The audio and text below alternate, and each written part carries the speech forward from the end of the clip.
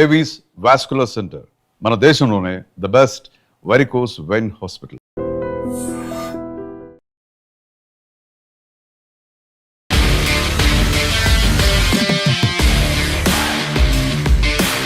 నమస్తే, నేను Kavitha. Welcome to I dream. మనతో పాటుగా ఉన్నారు మన తెలంగాణ ఎడిటర్ దేవులపల్లి అమర్ గారు. అమర్ గారు నమస్కారం అండి. సో మనం వీకెండే కాదు, ఇయర్ ఎండ్ గురించి కూడా మాట్లాడుకుంటే, యాక్చువల్ గా పాలిటిక్స్ లో తెలంగాణ అనగానే మనకి 2 ఏళ్లలో ప్రభుత్వం మారిన తర్వాత వచ్చినటువంటి రీసెంట్ ఎలక్షన్స్ గురించి చూస్తే, జూబ్లీ హిల్స్ బై ఎలక్షన్స్ తర్వాత వచ్చినటువంటి లోకల్ బాడీ ఎలక్షన్స్, వీటన్నిట్లలో కూడా కాంగ్రెస్ పార్టీ గెలిచింది అనేది కనిపిస్తుంది. బట్ అది కాంగ్రెస్ పార్టీ గెలుపు కింద చూస్తారా, లేకుంటే రేవంత్ రెడ్డి వల్ల వచ్చింది అనేది భావిస్తారా? ఎందుకంటే మళ్ళీ ఈ టైంలోనే మనకి 2 years అనేది కూడా కంప్లీట్ అయింది కాబట్టి మీరు ఎలా మెజర్ చేస్తారు వాటిని? ఇప్పుడు కాంగ్రెస్ పార్టీయా రేవంత్ రెడ్డి ఇంకోటి అని కాదు చూడాల్సింది. ఎప్పుడైనా ఒకటి గుర్తుపెట్టుకోవాల్సింది ఏంటంటే, లోకల్ బాడీస్ ఎప్పుడు కూడా గవర్నమెంట్ అనుకూలంగానే వస్తాయి ఫలితాలు చాలా వరకు. ఎందుకంటే ఇంకా 3 సంవత్సరాలన్నది ఈ కాంగ్రెస్ పార్టీ ప్రభుత్వం, ఇంకా 3 సంవత్సరాలు ఉంటుంది ఎన్నికలకు, ఇంకా 3 సంవత్సరాలన్నది. 3 సంవత్సరాల పాటు ప్రతిపక్షంలో ఉండి సాధించగలిగేది ఏమి ఉండదు, కష్టం అవుతుంది. కాబట్టి సహజంగానే ఒకటేమో ఇవి రాజకీయ పార్టీలతో సంబంధం లేని ఎన్నికలు, అంటే రాజకీయ పార్టీల పేరు మీద పోటీ చేసేవి కాదు, ఆ గుర్తుతో జరగట్లేదు. లెక్కలు చెప్తాం మనం తర్వాత, కానీ ఆ గుర్తు మీద పోటీ చేయరు. ఇప్పుడు కాంగ్రెస్ పార్టీ గుర్తు చేతి గుర్తు, అదే బీఆర్ఎస్ పార్టీ గుర్తు కారు, వాటి ప్రాతిపదికన జరగవు ఎన్నికలు, ఇండిపెండెంట్గా జరుగుతాయి. ఏం జరిగినా కూడా గెలిచిన వాళ్ళు ఎప్పుడు కూడా మెజారిటీ అధికారంలో ఉన్న పార్టీతోటే ఉంటారు. ఎందుకంటే వాళ్ళ గ్రామ పంచాయతీల్లో పనులు కావాలి, పొలిటికల్ అడ్వాంటేజ్ కానీ లేదా ఎకనామికల్గా గ్రామానికి జరగాల్సిన మంచి కానీ వీటన్నిటికి సంబంధించి అధికార పక్షం వైపే ఎక్కువగా ఉంటారు. రెండవది, ఇప్పుడే తెలంగాణలో వాతావరణం కానీ ఆంధ్రప్రదేశ్లో వాతావరణం కానీ మొత్తంగా దేశం మీద వాతావరణం చూసినా కూడా పొలిటికల్గా మనం ఒక లైన్ అనేది చాలా బలంగా గీసుకొని ఉన్నాయి పొలిటికల్ పార్టీలన్నీ కూడా. గతంలో ఇట్లా ఉండేది కాదు. పొలిటికల్ ఏమంటారు, ద్వేషం అనేది ఉండేది కాదు పాలిటిక్స్లో. ఎంతసేపు మనం గెలవాలి అనే ఒక స్పోర్టివ్ స్పిరిట్ ఎక్కువ ఉండేది. ఈ వెంజెంట్ఫుల్ పాలిటిక్స్ అనేవి ఉండేవి కాదు.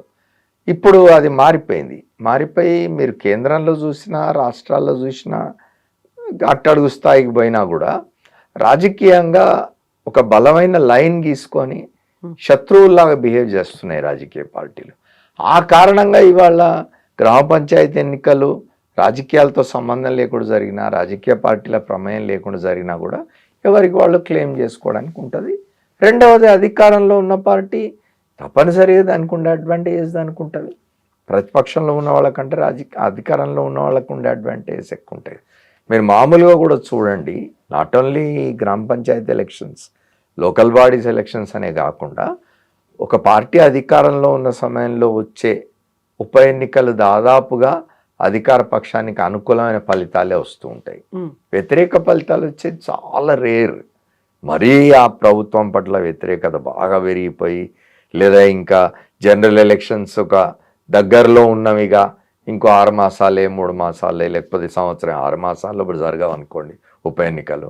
జనరల్ ఎలక్షన్స్ 6 మాసాల్లో ఉన్నాయంటే ఉప ఎన్నికలను 6 మాసాలు చేయరు, కలిపి ఆగిపోతుంది అప్పటికి. కానీ మామూలుగా కూడా ఒక సంవత్సరం ముందు జరిగినా కూడా మరీ ఈ ప్రభుత్వంలో ఉన్న పార్టీ బాగా అప్రతిష్ట పాలైపోయింది, పూర్తిగా ఇదైపోయింది, మళ్ళీ అధికారంలోకి రాదు అనుకుంటే ఎప్పుడన్నా ఒక ఉప ఎన్నిక ఏమన్నా ఒకటి వారో లేదా భిన్నమైన కారణాల వల్ల ఎక్కడన్నా 1-2 అట్లా ఉప ఎన్నికలు అధికార పక్షానికి వ్యతిరేకమైన ఫలితాలు ఇవ్వచ్చు. కానీ మామూలుగా అయితే అధికారంలో ఉన్న పక్షం వైపే ఉప ఎన్నికల ఫలితాలు కానీ ఇట్లాంటి స్థానిక సంస్థల ఎన్నికల ఫలితాలు కానీ సాధారణంగా ఉంటాయి.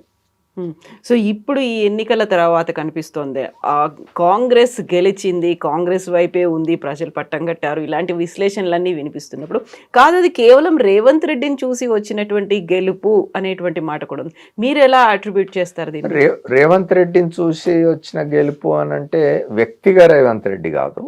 రేవంత్ రెడ్డి ఒక రాజకీయ పార్టీకి అధ్యక్షుడిగా ఉండి ఎన్నికలకు నడిపించినాడు ఆ పార్టీని గెలిపించినాడు, ఆ పార్టీని తాను గెలిపించాడనే దీంతో ఆ పార్టీ అధిష్టానం ఆయనను ముఖ్యమంత్రిని చేసింది.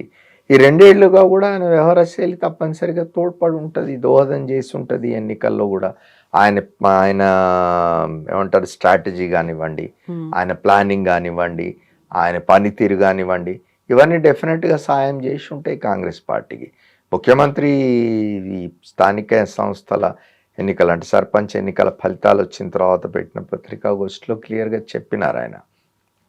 ఎన్ని కాన్స్టిట్యుయెన్సీస్ అంటే అసెంబ్లీ కాన్స్టిట్యుయెన్సీస్లో ఈ సర్పంచ్ ఎన్నికలు జరిగినవి, దాంట్లో కాంగ్రెస్కి ఎన్ని వచ్చినాయి, తెలుగుదేశం భారత రాష్ట్ర సమితికి ఎన్ని వచ్చినవి, బీజేపీకి ఎన్ని వచ్చినవి, ఇతరులకు ఎన్ని వచ్చినవని లెక్కలు చెప్పినారు ఆయన. లెక్కలు ఉన్నవి మనకిప్పుడు, ఆయనే చెప్పినారు, ఛాలెంజ్ చేసినారు, మీరు కావాలంటే నిజ నిర్ధారణ కమిటీ వేసుకొని మీడియా వాళ్ళు వెళ్ళి చూడండి, నేను చెప్పిన లెక్కలు తప్పుంటే కంటెస్ట్ చేయండి దీన్ని అని కూడా అన్నారు ఆయన. అంత కాన్ఫిడెంట్గా చెప్పినాడు. సహజంగా కూడా కాన్ఫిడెన్స్ ఉంటుంది. డెఫినెట్గా రేవంత్ రెడ్డికి ఆ క్రెడిట్ ఇవ్వాల్సిందే, ఆయన ముఖ్యమంత్రిగా ఉండి నడిపించినాడు. ఎవరైనా ముఖ్యమంత్రిగా ఉన్న వాళ్ళకే వస్తుంది కదా క్రెడిట్. అది ఒక ఏమంటారు కంబైన్డ్ ఎఫర్ట్ అయినప్పటికీ ఆ కంబైన్డ్ ఎఫర్ట్కు సన్నద్ధం చేయడానికి, కంబైన్డ్ ఎఫర్ట్కు పార్టీ అంతటిని ఒక దగ్గర తీసుకొచ్చి వాళ్ళను ముందుకు నడిపించడానికి లీడర్ యొక్క శక్తియుక్తులే కదా.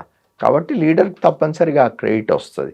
మనం ఇవాళ చూసినాం, మనం పార్టీ రివ్యూ చేసినట్టుంది, చేసి ఓ 18 చోట్లను ఎక్కడో నియోజకవర్గాల్లో శాసనసభ్యులు సరిగా వ్యవహరించలేదు కాబట్టి ఫలితాలు సరిగా రాలేదు అని చెప్పి వాళ్ళను కొంత ఇది చేసినట్టుగా ఉంది, హెచ్చరించినట్టుగా ఉంది, ముందు మీరు ఇట్లా ప్రవర్తిస్తే బాగుండదని.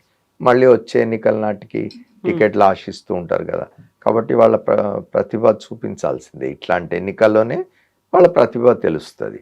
ఒక శాసనసభ్యుడు అసెంబ్లీ నియోజకవర్గంలో ఎన్ని గ్రామ సర్పంచ్ స్థానాలు ఉన్నవి అంటే ఎన్ని పంచాయతీలు ఉన్నవి, ఆ పంచాయతీల్లో ఎన్ని పార్టీ గెలిచింది అనేది కూడా లెక్క చూస్తుంది కదా పార్టీ అధిష్టానం. అట్లా సో ప్రభుత్వం పరంగా 2 ఏళ్ళు కంప్లీట్ అయిపోయాయి అనుకున్నప్పుడు అందరినీ ఒకే దగ్గరికి తీసుకురావాలి అనుకుంటే ఒక టీం లీడర్గా ఆ టీంని ఆయన అనుకున్నట్టుగా నడిపించగలుగుతున్నారా? గతంలో అయితే బోల్డ్ అంతా ఆరోపణలు వచ్చేవి, లేకపోతే ఆయన మీద విమర్శలు అనేవి వచ్చేవి, కొన్ని రకాలుగా గ్రూప్స్గా విడిపోయి మాట్లాడుకుంటున్నారు, యాంటీగా గ్రూప్స్ అనేవి ఉన్నాయి అనేది, వీటన్నిటినీ సమర్థవంతంగా లీడ్ చేయగలుగుతున్నారంటారా? ఇప్పుడు కాంగ్రెస్ పార్టీలో ఒకటి మీరు గమనించాల్సింది, అందరికి తెలిసిందే, అది కాంగ్రెస్ పార్టీలో డెమోక్రసీ చాలా ఎక్కువ, ప్రజాస్వామ్యం చాలా ఎక్కువ, ఎవరైనా ఓపెన్గా మాట్లాడగలరు. మీకు గుర్తుంటే ఆ మధ్య ఒక మంత్రి, మహిళా మంత్రి కూతురు ముఖ్యమంత్రిని ఓపెన్గా వచ్చి మీడియా ముందు ఇష్టం వచ్చినట్టు మాట్లాడి సవాళ్ళు కూడా అయినా కూడా ఆ మంత్రి క్షేమంగానే ఉన్నారు. అట్లానే కాంగ్రెస్లో ఇవాళ కొత్త కాదు, మొదటి నుంచి కూడా డాక్టర్ రాజశేఖర రెడ్డి ముఖ్యమంత్రిగా ఉన్నప్పుడు పి జనార్దన్ రెడ్డి ఆయనను విమర్శిస్తూ తిరిగేవాడు బయట. ఎవరు ముఖ్యమంత్రిగా ఉన్నా ఆ పార్టీకి సంబంధించిన శాసనసభ్యులే, ఆ పార్టీకి సంబంధించిన నాయకులే బహిరంగంగా వచ్చి ముఖ్యమంత్రి పనితీరు మీద, ప్రభుత్వం పనితీరు మీద విమర్శలు చేయడం అనేది మామూలుగా చూస్తాం. అయితే ఇప్పుడు వచ్చేసరికి ఏం జరుగుతున్నది అని అంటే, ఇవాళ కాంగ్రెస్ పరిస్థితి దేశంలో చాలా తక్కువ రాష్ట్రాల్లో అధికారంలో ఉన్నది కాంగ్రెస్ పార్టీ. ప్రధానంగా చెప్పుకోవాల్సినవి మనం తెలంగాణ, కర్ణాటక 2. కాబట్టి ఇవాళ అధిష్టాన వర్గం కూడా అంత సులభంగా ఎవరొచ్చి ఫిర్యాదు చేసినా మాట వినేసి ముఖ్యమంత్రుల్ని మార్చడం కానీ లేదా చర్యలు తీసుకోవడం కానీ ఉండే పరిస్థితి లేదు.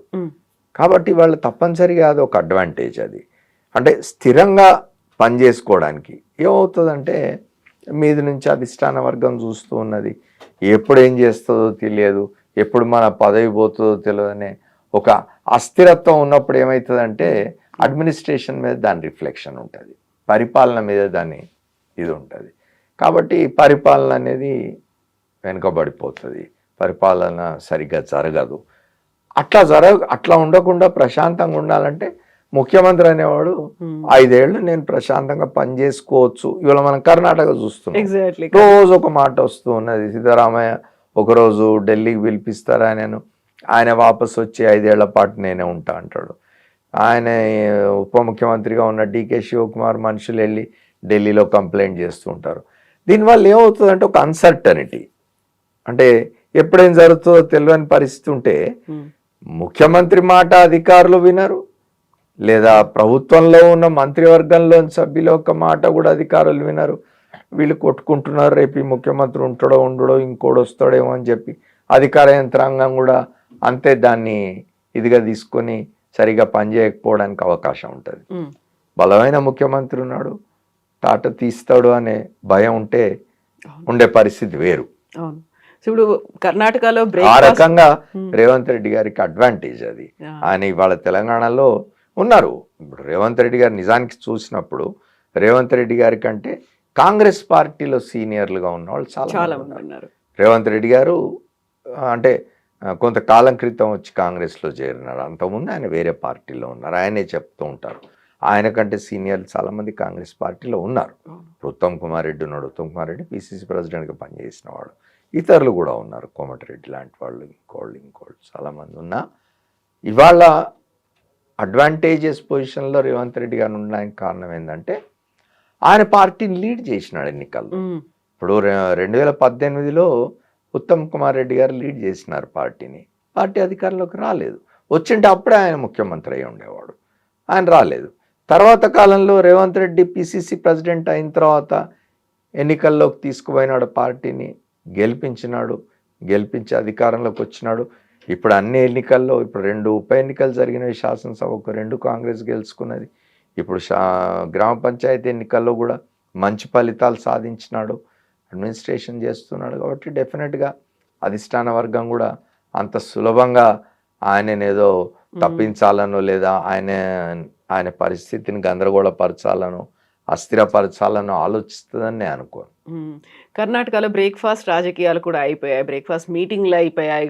1 కాదు 2 కాదు వరుసగా అవుతూ వచ్చినప్పుడు కూడా అప్పటికి మీరు చెప్పినటువంటి అన్సర్టనిటీ అనేది కంటిన్యూ అవుతుంది. ఇప్పుడు రోజుకో విధంగా మాట్లాడుతున్నారు. ఇవాళ మళ్ళీ మనం లేటెస్ట్గా సిద్ధరామయ్య స్టేట్మెంట్ చూసినట్టయితే 5 ఏళ్లలో పదవులు పంచుకునే విషయంలో ఎటువంటి ఒప్పందాలు జరగలేదు అని ఆయన చెప్తున్నాడు.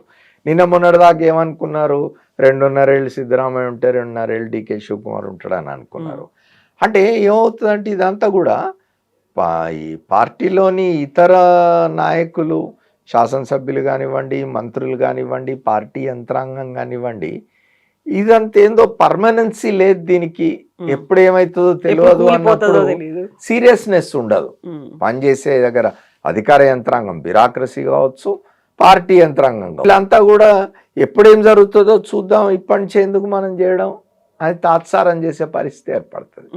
సో అక్కడ కేంద్రం కాంగ్రెస్ అధిష్టానం అయితే ఏం మాట్లాడట్లేదు, అసలు కలగజేసుకున్నట్టుగా కూడా కనిపించట్లేదు. బట్ తెలంగాణకి సంబంధించి ఒక గ్రీన్ సిగ్నల్ లాగా ఇచ్చారు, ఒక గురి, ఒక పట్టు రేవంత్ రెడ్డికి ఉంది అన్నట్టుగా అలాంటి ఇండికేషన్స్ కూడా ఏమన్నా ఇచ్చారా? గతంలో వినిపించినట్టుగా ఎక్కువ కాలం ఉండదు, ఇది పడిపోతుంది అనే మాట కాంగ్రెస్ నుంచే కాదు విపక్షాల నుంచి కూడా వచ్చేది. కాదు, విపక్షాల నుంచే ఎక్కువ వస్తుంది. కానీ కాంగ్రెస్ పార్టీ మీరు గమనించినట్టయితే మొదటి నుంచి కూడా కాంగ్రెస్ పార్టీ ఎప్పుడూ బయటికి మాట్లాడదు, బయటికి చెప్పదు, చేసేది చేసేస్తుంది అంతే. తర్వాత మీకు తెలుసు కాంగ్రెస్ పార్టీ చరిత్ర మనకు తెలుసు. ఎక్కడ కూడా నెహ్రూ కాలం నుంచి కూడా, మళ్ళీ ఇప్పుడు నెహ్రూని మనం విమర్శించినాం అనుకోవద్దు, నేను భారతీయ జనతా పార్టీ తరహా విమర్శలు నేను నెహ్రూ మీద చేయడం లేదు. నెహ్రూ చాలా గొప్ప నాయకుడి దేశానికి. కానీ అంటే ఒక పార్టీ యొక్క క్యారెక్టర్ అది. కాంగ్రెస్ పార్టీ క్యారెక్టర్ ఏంది అని అంటే, ఇప్పుడు రాష్ట్రాల్లో ఉండే నాయకులు, రాష్ట్రాల్లో ఉండే నాయకత్వాలన్నింటినీ కూడా వాటి కింద పనిచేసే వాటిగానే చూస్తాయి. డెమోక్రటిక్గా వాటికి ఫ్రీడమ్ ఇచ్చేద్దాం, వాళ్ళు ఎట్లా అయినా చేసుకొనివ్వండి. ఒక రాజశేఖర రెడ్డి గారి విషయంలో జరిగింది అది. రాజశేఖర రెడ్డి గారు చాలా తను చేయాలనుకునే చేసినాడు, వాళ్ళతో కూడా చేయించినాడు. ఆయన నిజానికి ఉచిత కరెంట్ అన్నాడు, వాళ్ళ పార్టీ దానికి సిద్ధంగా లేదు, ఆయన దానికి అంగీకరింపజేసినాడు. అది సాధ్యమే, మనం చేయవచ్చు అని నిరూపించినాడు ఆయన. కాబట్టి ఆయన వరకు చాలా ఫ్రీగా పనిచేసుకోగలిగినాడు. మామూలుగా ఏంటంటే కాంగ్రెస్లో ముఖ్యమంత్రికి ఎప్పుడు కూడా మీద ఇట్లా కత్తి వేళ్లాడుతూ ఉంటుంది అని చెప్తారు, వాళ్ళు అట్లా ఉంచుతారు. అది కాంగ్రెస్ పార్టీ యొక్క స్వభావం. సో ఇప్పుడు అలాంటి పరిస్థితులు అయితే రేవంత్ రెడ్డికి లేవు, అట్లాంటిది ఏం కనిపించడం లేదు. 2 ఏళ్ల పాలన ఎలా అనిపించింది మీకు? 2 ఏళ్ల ఇప్పుడు ప్రభుత్వం ఇస్తున్న లెక్కల ప్రకారం చూసినట్టయితే ఇప్పుడు ప్రధానంగా చూసుకోవాల్సింది ఏమిటి అని అంటే, రాష్ట్రం విడిపోయిన తర్వాత, తెలంగాణ రాష్ట్రం ఏర్పడిన తర్వాత 2014లో దాదాపు 9 సంవత్సరాల పైబడి భారత రాష్ట్ర సమితి అధికారంలో ఉన్నది. ఆ ఆ పార్టీ అధికారంలో ఉన్న కాలంలో జరిగిన ఆర్థికపరమైన నిర్ణయాలు, దాని కారణంగా జరిగిన అంటే దానికి కారణంగా ఏమంటారు అప్పులు ఏవైతే అప్పులైనాయో వాటన్నిటి నుంచి బయటపడడానికి ఈ ప్రభుత్వం కొంత ఏమంటారు ఎక్సర్సైజ్ చేయాల్సి ఉంటుంది. ఆ పని చేస్తున్నట్టుగా ఉంది. ఆయన చెప్పిన 2-3 సందర్భాల్లో ముఖ్యమంత్రి రేవంత్ రెడ్డి చాలా స్పష్టంగా చెప్పినారు. గత ప్రభుత్వం చేసిన అప్పుల మీద వడ్డీలకే ఎన్ని వేల కోట్లు కడుతున్నాం మేము నెలకు అని చెప్పినారు. అవన్నీ చేసుకుంటూ తాము ఏవైతే హామీలు ఇచ్చినారో ఎన్నికల సమయంలో వాటి అమలు కూడా చేయాలి కదా. ఇవాళ ఫ్రీ బస్ అనండి, లేకపోతే రైతులకు ఇవ్వాల్సిన కంపెన్సేషన్ అనండి, ఇతర విషయాలన్నీ కూడా మొన్న 2 రోజుల క్రితం గ్రామ పంచాయతీల ఫలితాల రోజున ముఖ్యమంత్రి గారు మళ్ళీ వివరంగా ఏకరువు పెట్టినాడు ఏమేం చేస్తున్నాం ఏంది అనేది. అవన్నీ చేయడానికి ఇవాళ ఉన్న ఆర్థిక పరిస్థితుల్లో కష్టపడాల్సిందే ఈ ప్రభుత్వం. ఆర్థికంగా ఇప్పుడు ఏమవుతుందంటే, ఒకటి కేంద్రం నుంచి సహాయం. ఇప్పుడు కేంద్రానికి మనం పన్నులు రూపేణ వచ్చిన డబ్బు కేంద్రానికి ఇస్తాం. దాని నుంచి కేంద్రం మనకు వాటా ఇవ్వాలి. ఏం జరుగుతున్నది? కేంద్రం ఏం చేస్తుంది? జనాభా ప్రాతిపదిక మీద తనకు రాష్ట్రాల నుంచి వచ్చిన పన్నుల రూపంలో వసూలు చేసి ఇచ్చిన డబ్బులోంచి మళ్ళీ రాష్ట్రాలకు ఇచ్చే డబ్బు జనాభా ప్రాతిపదికన ఇస్తుంది. ఆ ఇచ్చినప్పుడు ఏమవుతున్నదంటే, ఎక్కువ జనాభా ఉన్న రాష్ట్రాలు బీహార్ లాంటివి, యూపీ లాంటివి, ఉత్తరప్రదేశ్ లాంటివి అట్లాంటి వాటికి ఎక్కువ డబ్బు పోయి ఎక్కువ పన్నుల రూపంలో ఎక్కువ ఆదాయాన్ని సంపాదించి కేంద్రానికి ఇచ్చిన తెలంగాణ, ఆంధ్రప్రదేశ్ లాంటి రాష్ట్రాలకు తక్కువ డబ్బు వస్తుంది రిటర్న్. అది ఒక అనామలి, అదొకటి సరి చేయాల్సిన అవసరం ఉంది. అది చాలా కాలంగా చర్చ జరుగుతున్నది. రాష్ట్రాలకు కేంద్రానికి మధ్య ఇది చాలా కాలంగా నడుస్తూ ఉన్నది. మనం ఎంత ఇచ్చినామో ఆ నిష్పత్తిలో మనకు మళ్ళీ నిధులు తిరిగి రావాలి అని రాష్ట్రాలు కొట్లాడుతున్నాయి. మేము 10 రూపాయలు ఇస్తే మీరు అందులోంచి మాకు 1 రూపాయి ఇస్తున్నారు. మేము ఇచ్చిన 10 రూపాయల్లోంచి 8 రూపాయలు మీరు బీహార్కు, ఉత్తరప్రదేశ్కు ఇస్తున్నారు. ఇది అన్యాయం. ఇది మాకు రావాల్సిన వాటా పెంచాలి అని రాష్ట్రాలు చాలా కాలంగా అడుగుతున్నాయి. సో ఇక్కడ రాష్ట్రంలో తన మార్కు చూపించుకుంటున్నారా రేవంత్ రెడ్డి? గ్లోబల్ సమ్మిట్ కావచ్చు, ఆ తర్వాత మెస్సీ వచ్చిన తర్వాత ఇవన్నీ కూడా నేనేంటి అనేది చెప్పే ప్రయత్నమా? ఇవన్నీ కూడా ఇప్పుడు గతంలో బీఆర్ఎస్ ప్రభుత్వం ఉన్నప్పుడు ఇక్కడ ఈ కార్ రేసులు పెట్టినారు. ఇప్పుడు మెస్సీ వచ్చినాడు, లేకపోతే గ్లోబల్ సమ్మిట్ ఫ్యూచర్ సిటీకి సంబంధించి ఇప్పుడు ఆ గ్లోబల్ సమ్మిట్ కూడా ఎక్కడైతే ఫ్యూచర్ సిటీ అనుకుంటున్నారో అక్కడ జరిపినారు. ఇదంతా కూడా showcasing Hyderabad to the world.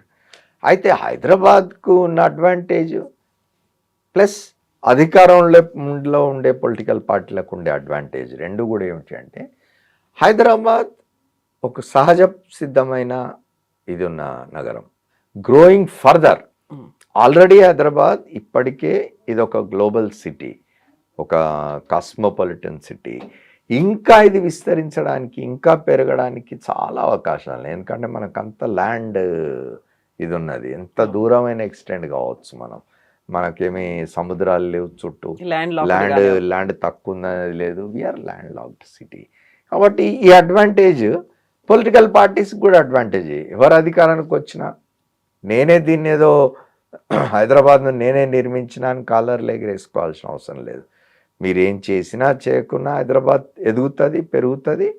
అయితే మీ విజన్ తోటి, మీ దీంతో కొంత దాన్ని మరింత ఇది చేయడానికి, మరింత విస్తరింపజేయడానికి, మరింత గ్రోత్కి పొలిటికల్ పార్టీలు ఉపయోగపడవచ్చు. ఆ ప్రయత్నమే రేవంత్ రెడ్డి ప్రభుత్వం కూడా చేస్తూ ఉన్నారు. 2047 కల్లా 3 ట్రిలియన్ ఎకానమీగా తెలంగాణ రాష్ట్ర ప్రభుత్వం ఉండబోతుంది. అందుకే భారత్ ఫ్యూచర్ సిటీ కావచ్చు, గ్లోబల్ సమ్మిట్ కావచ్చు, రైజింగ్ తెలంగాణ అనేటువంటి నినాదం కావచ్చు, ఇవన్నీ నిజంగా వర్కౌట్ అవుతాయి. ఎందుకంటే ఇన్వెస్ట్మెంట్స్ని అట్రాక్ట్ చేయడం కోసం మనం ఇవన్నీ మాట్లాడతాం. ఏ రాష్ట్రంలో అయినా కూడా ఈజ్ ఆఫ్ డూయింగ్ బిజినెస్ అనండి, లేకపోతే గ్లోబల్ సమ్మిట్స్ పెట్టి ఇన్వెస్టర్స్ని ఇన్వైట్ చేయడం కానివ్వండి, సిఐఏ సమ్మిట్స్ కానివ్వండి. ఎందుకు చేస్తామనంటే ఒక ప్లేస్ ఉన్నది, ఆ ప్లేస్ ఎందుకు వస్తారు ఇన్వెస్టర్స్?